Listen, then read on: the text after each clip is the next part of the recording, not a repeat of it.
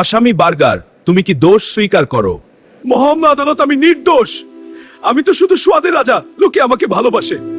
মহামান্য আদালত, আমরা প্রসিকিউশনের পক্ষ থেকে প্রমাণ করব যে আসামি চিজ ডাবল বার্গার নিয়মিত সেবনে শরীরের জন্য মারাত্মক ক্ষতিকর।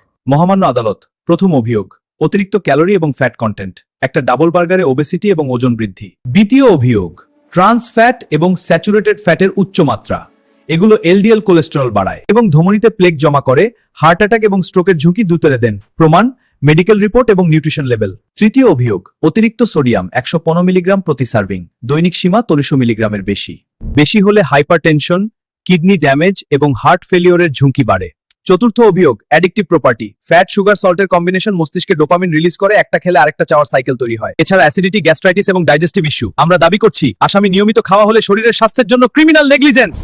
মহামান্য আদালত, প্রসিকিউশনের পক্ষ থেকে আমরা আসামির বিরুদ্ধে আরো কঠোর শাস্তি দাবি করছি।